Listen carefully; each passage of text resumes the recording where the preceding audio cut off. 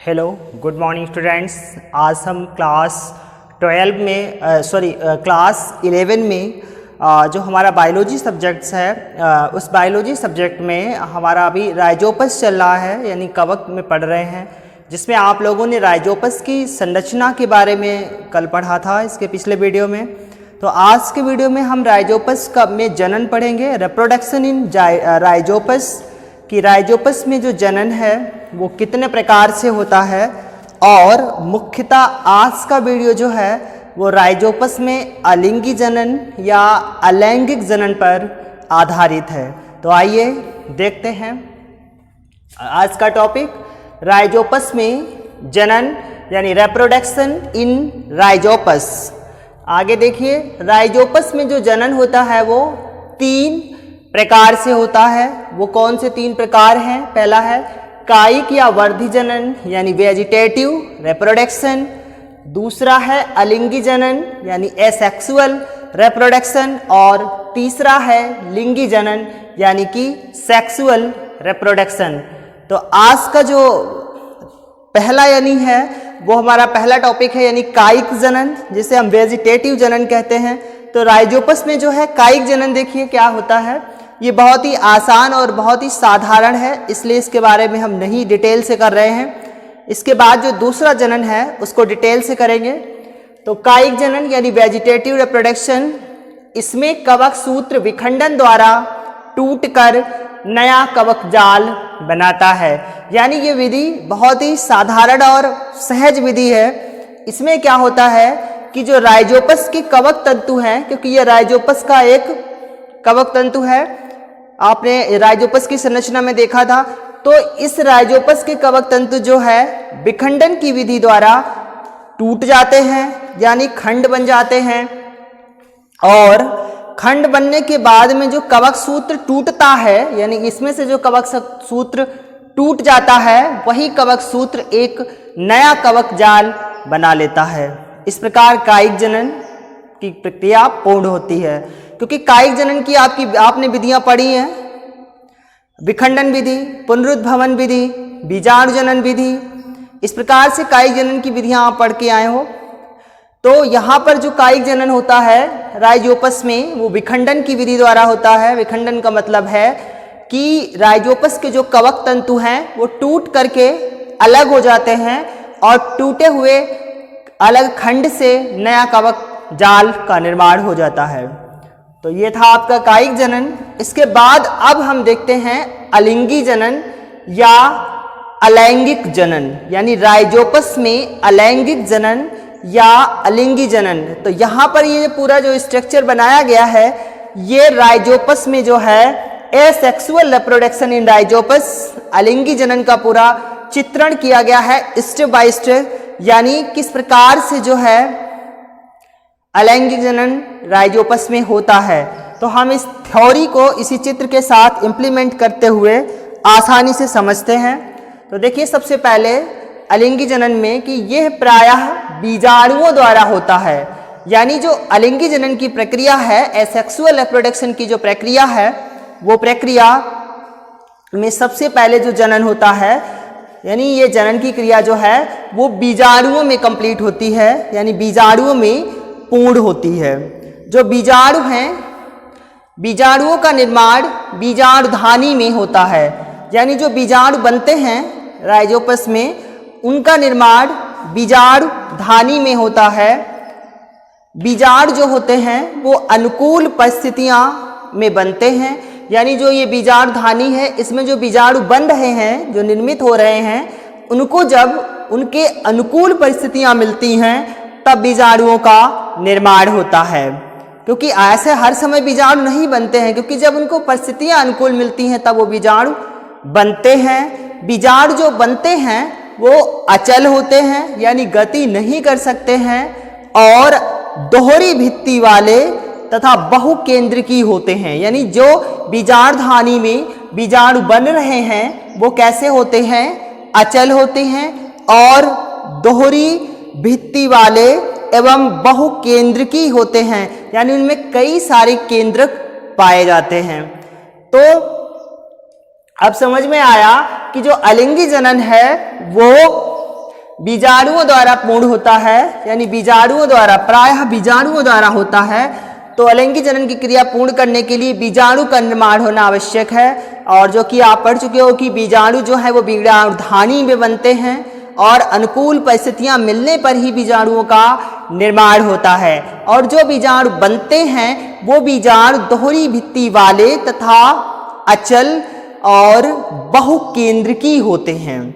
तो अब सबसे पहले हम बीजाणुधानी का परिवर्धन, क्योंकि परिवर्धन से तात्पर्य होता है विकास यानी डेवलपमेंट ऑफ स्पोरेंजियम, यानी जब बीजाणुधानी का विकास होगा राइजोपस के कवक तंतु में तभी बीजाणुधानी में बीजाणुओं का निर्माण होगा। तो अलैंगिक जनन में बीजाणुधानी का परिवर्धन समझते हैं और इसी से ही पूरे जो है जनन की प्रक्रिया समझ में आएगी। तो बीजाणुधानी का परिवर्धन सबसे पहले पहली लाइन देखिए क्या है कि प्रत्येक वायवी कवक तंतु, यानी राइजोपस का वायवी कवक तंतु, वायवी कवक तंतु से तात्पर्य है कि ऐसा तंतु जो ऊपर दिखाई दे रहा है, ऊपर के हिस्से में उपस्थित है, यानी मृदा और आधारी भाग को छोड़ करके जो ऊपर का तंतु है, तो उस वायवी कवक तंतु यानी बीजाणुधानीधर, क्योंकि वायवी कवक तंतु जो होता है वो बीजाणुधानीधर कहलाता है, स्पोरेंजियोस्पोर्स। तो ये पहली लाइन यहां से शुरू होती है, ये सारे नंबर पड़े हुए हैं ABCD, इस प्रकार से पूरा इसकी लाइफ साइकिल बताई गई है। तो सबसे पहले बताया इन्होंने कि जो राइजोपस का वायवी कवक तंतु होता है, यानी ये वायवी कवक तंतु है बाहर का, और उस वायवी कवक तंतु को बीजाणुधानीधर कहते हैं, क्योंकि उस पर बीजाणुधानीधर जो है उसके ऊपर बीजाणुधानी का निर्माण होता है और बीजाणुधानी के अंदर बीजाणु का निर्माण होता है। तो पहली लाइन है कि प्रत्येक वायवी कवक तंतु, यानी जो राइजोपस का बाहर का कवक तंतु है, यानी कि जो स्पोरेंजियोस्पोर है, बीजाणुधानीधर है, उस बीजाणुधानीधर जैसे जैसे बढ़ता है, यानी उस बीजाणुधानी का आकार जैसे जैसे बढ़ता है या बीजाणुधानीधर पूर्ण परिपक्व होता है, इसके अंदर का जीव द्रव्य ऊपरी भाग में इकट्ठा होने लगता है, जिससे बीजाणुधानीधर का स्वतंत्र सिरा फूलने लगता है और फूले हुए भाग को बीजाणुधानी कहते हैं। तो अब देखिए, सबसे पहले समझिए आकर कि ये जो दो लाइनें आपने पढ़ी थ्योरी में कि सबसे पहले राइजोपस के जो कवक तंतु है, यानी उसका वायवी कवक तंतु यानी जो बीजाणुधानीधर है, वो जैसे जैसे जब बढ़ता है तो उसका जो जीव द्रव्य है वो उसके स्वतंत्र सिरे पर जाकर के इकट्ठा हो जाता है, यानी ये इसका जीव द्रव्य स्वतंत्र सिरे पर इकट्ठा हो गया जाकर के, जिससे स्वतंत्र सिरा फूल जाता है और उस फूले हुए भाग को बीजाणुधानी कहते हैं। तो देखिए, ये ऊपर का हिस्सा फूल गया और ये यानी पूरा एक कवक तंतु बताया गया है। इस कवक तंतु में बीजाणुधानीधर, बीजाणुधानी और बीजाणु तीनों की संरचना बनाई गई है, जिसमें देखिए ये स्पोरेंजियोस्पोर बीजाणुधानीधर है, क्योंकि ये बीजाणुधानीधर बीजाणुधानी को सहारा देता है। तो ये ऊपर ये बीजाणुधानी बनी हुई है और इस बीजाणुधानी में ये स्पोर दिखाई दे रहे हैं। तो जो पहली लाइन इंप्लीमेंट की गई थी वो थी कि सबसे पहले बीजाणुधानीधर का जो जीव द्रव्य है वो उसके स्वतंत्र सिरे पर जाकर के इकट्ठा हो जाता है, जिससे उसका स्वतंत्र सिरा फूल जाता है और उस फूले हुए भाग को बीजाणुधानी कहते हैं।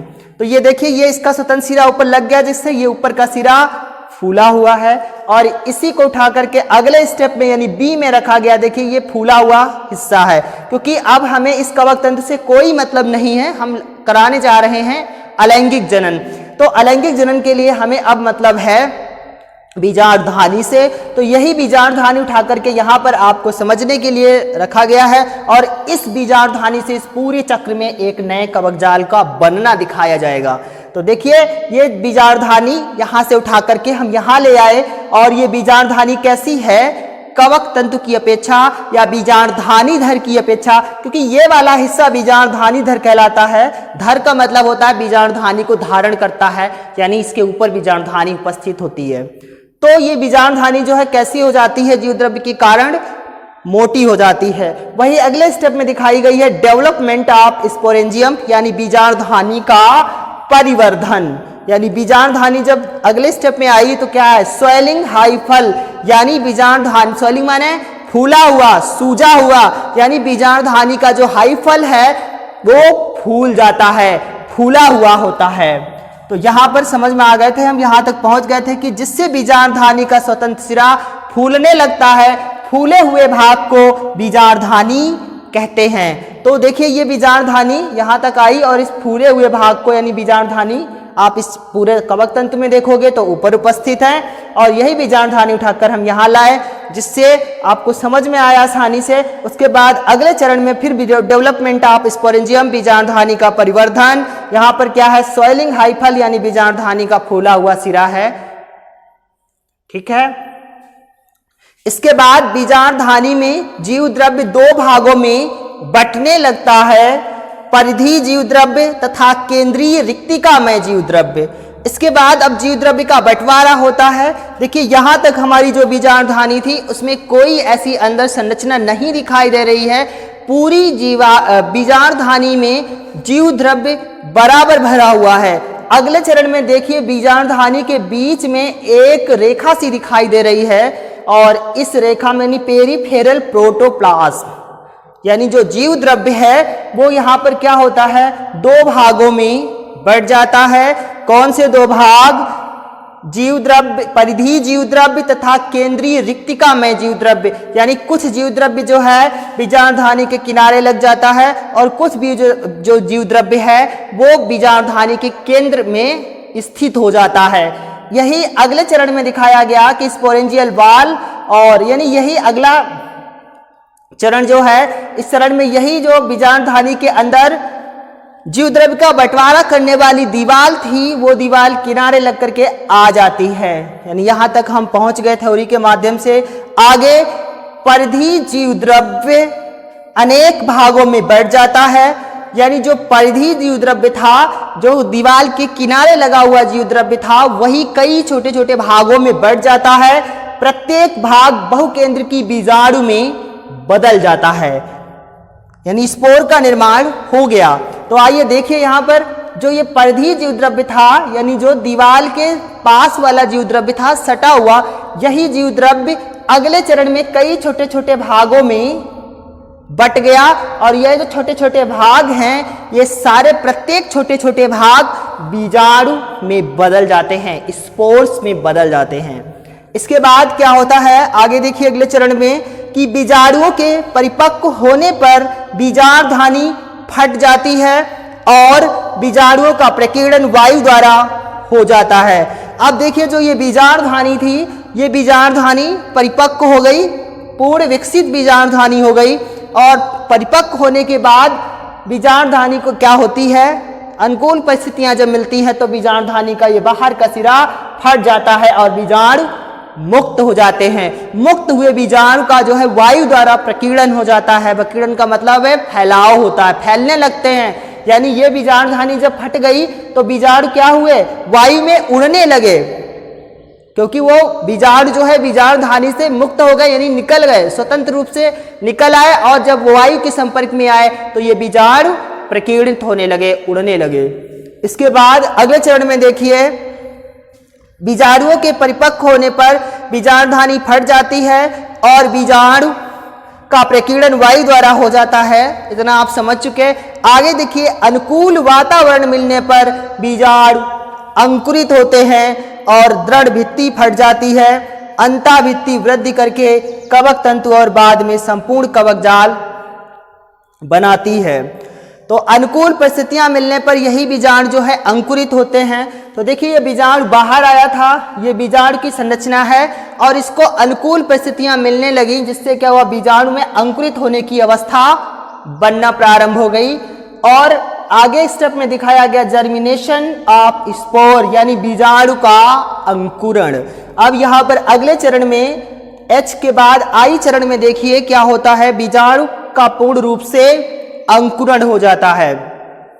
बीजाणु का पूर्ण रूप से अंकुरण हो जाता है। जर्मिनेशन ऑफ स्पोर यानी जर्मिनेशन का मतलब होता है अंकुरण हो जाता है। बीजाणु का और अंकुरण होने के बाद जो है बीजाणु अंकुरित होते हैं और दृढ़ भित्ति फट जाती है। यानी जो बीजाणु की ये दृढ़ भित्ति थी, कठोर भित्ति थी, ये फट जाती है और अंकुरण बाहर आ जाता है। यही अंकुरण क्या करता है, अंता भित्ति इसकी जो है वृद्धि करती है और वृद्धि करके एक पूर्ण विकसित कवक तंतु बनाती है और अंत में ये कवक तंतु कई कवक तंतुओं को मिलाकर के एक जाल सा बना लेता है। तो देखिए ये अंता भित्ति जो इसकी बाह्य भित्ति थी वो फट गई। फटने के बाद बीजाणु का अंकुरण हो गया, जर्मिनेशन ऑफ स्पोर हुआ और अंकुरण होने के बाद फिर इसकी अंता भित्ति जो अंदर की भित्ति है वो वृद्धि करती है और वृद्धि करने के बाद कवक तंतु का निर्माण होता है और ये कवक तंतु जो है बाद में संपूर्ण कवक जाल का निर्माण कर लेता है। देखो ये कवक जाल बन गया, यानी एक ये नया राइजोपस का निर्माण हो गया। यही राइजोपस फिर आकर के पूर्ण विकसित इस प्रकार से बनेगा और फिर से यही प्रोसेस शुरू होगी। तो इस प्रकार से जो आपकी ये थ्योरी लिखी थी और ये थ्योरी और ये पूरा एसेक्सुअल रिप्रोडक्शन इन राइजोपस में समाप्त होता है। तो एक बार अगर आप देखना चाहते हो तो फिर एक बार थोड़ा जो है आसानी से देख लीजिए कि अलिंगी जनन जो है वो बीजाणुओं द्वारा होता है। बीजाणुओं का निर्माण बीजाणुधानी में होता है। बीजाणुधानी का परिवर्धन, क्योंकि बीजाणुधानी जब बनेगी तभी बीजाणु का निर्माण होगा और बीजाणु के निर्माण होने से नया कवक तंतु का निर्माण होगा। तो जो कवक तंतु का वायवी यानी जो हमारा कवक तंतु है उसका जो वायवी भाग है यानी बीजाणुधानी धर, उसका जो जीव द्रव्य है वो उसके स्वतंत्र सिरे पर आ जाता है, जिससे स्वतंत्र सिरा फूल जाता है और उस फूले हुए भाग को बीजाणुधानी कहते हैं। और ये बीजाणुधानी क्या होती है, इसका परिवर्धन होता है और बीजाणुधानी का विकास के बाद बीजाणुधानी के अंदर जो उपस्थित जीव द्रव्य है वो दो भागों में बढ़ जाता है, परिधीय जीव द्रव्य और दूसरा बढ़ता है केंद्रीय जीव द्रव्य। यानी परिधीय जीव द्रव्य तथा केंद्रीय रिक्तिका में जीव द्रव्य, यही जीव द्रव्य दो भागों में बढ़ जाता है। तो देखिए अगले चरण में दो भागों में बट गया। बटने के बाद जो परिधीय जीव द्रव्य होता है अगले चरण में वही विकास हुआ इसका, और विकास होने के बाद जो परिधीय जीव द्रव्य है वो कई भागों में बढ़ जाता है और परिधीय जीव द्रव्य का जो प्रत्येक भाग यानी प्रत्येक खंड है जो वो बीजाणु में बदल जाता है। और जब बीजाणु को यानी बीजाणुधानी पूर्व परिपक्व बीजाणुधानी हो जाती है तब ये बीजाणुधानी फट जाती है, जिससे बीजाणु मुक्त हो जाते हैं और वायु के संपर्क में आने पर इन बीजाणुओं का प्रकीर्णन हो जाता है, यानी बीजाणु वातावरण में स्वतंत्र रूप से उड़ने लगते हैं, विचरण करने लगते हैं। और जब इन बीजाणुओं को अनुकूल परिस्थितियां मिलती हैं तो इन बीजाणुओं में अंकुरण प्रारंभ हो जाता है। अगले चरण में अंकुरण से क्या होता है, यानी अंकुरण होता है। अंकुरण के समय जो इसकी बाह्य भित्ति है वो फटती है और फटने के बाद इसका अंकुरण होता है, यानी जर्मिनेशन ऑफ स्पोर, इसकी बाह्य भित्ति फटी, अंकुरण हुआ। अंकुरण के बाद जो बीजाणु की आंतरिक भित्ति है वो वृद्धि करती है, जिससे कवक तंतु का निर्माण होता है और ये कवक तंतु बाद में एक संपूर्ण कवक जाल बना लेता है। इस प्रकार राइजोपस में अलैंगिक जनन समाप्त हो गया। आप अपनी कॉपी पर इसको फेयर करना और इसी के साथ जो इसका एसेक्सुअल रिप्रोडक्शन इन बैक्टीरिया यानी राइजोपस है पूरा इसका चित्र बहुत ही सुंदर और साफ बनाना।